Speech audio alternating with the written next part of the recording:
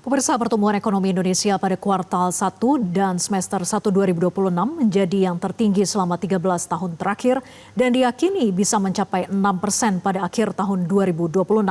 Presiden Prabowo Subianto menegaskan bahwa tujuan akhir dari pertumbuhan dan investasi adalah kesejahteraan rakyat.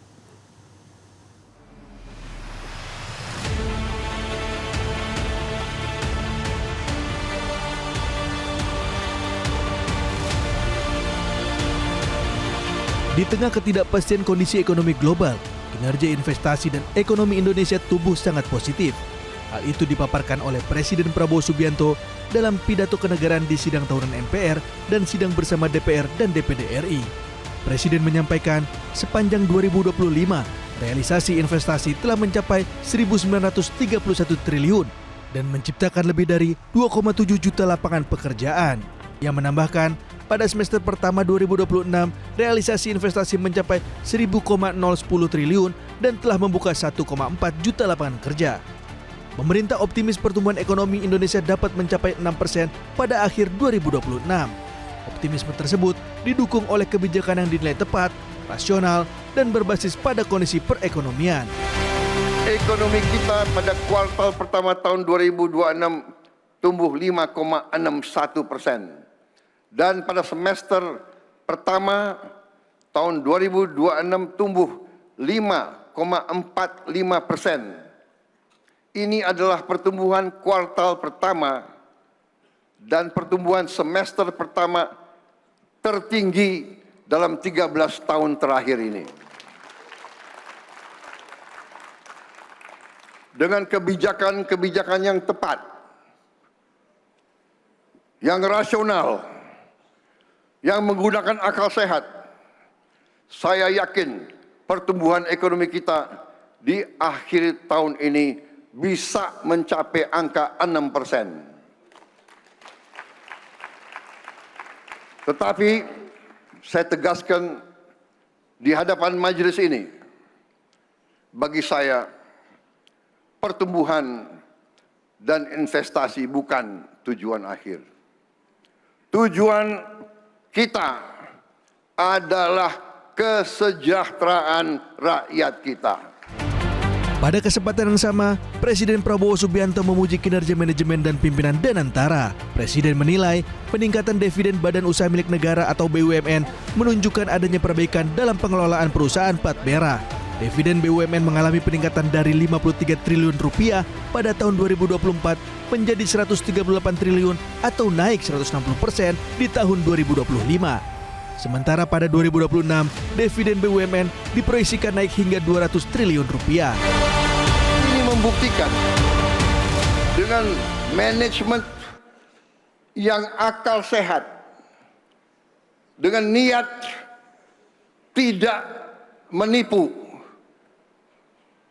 keberhasilan kita bisa datang dengan sangat cepat. Sekali lagi, saya apresiasi manajemen dan pimpinan Danantara. Saya kira pantas ini pimpinan Danantara nanti mendapat bintang kehormatan yang pantas di suasana Hari Kemerdekaan ini. Apakah majelis menyetujui? Pantas tidak mereka menerima tanda kehormatan? Pantas tidak?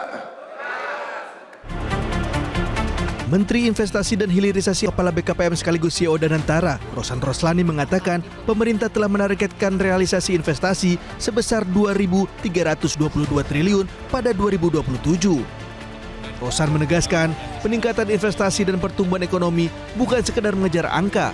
Investasi harus memberikan dampak nyata terhadap kesejahteraan rakyat, terutama melalui terciptanya lapangan kerja yang berkualitas. Dan tentunya mengenai relasi investasi di semester pertama tadi sempat disampaikan oleh Bapak Presiden itu kurang lebih 1.010,6 triliun atau tumbuh 7,2% dan menyerap 1,45 juta tenaga kerja langsung atau naik 15%.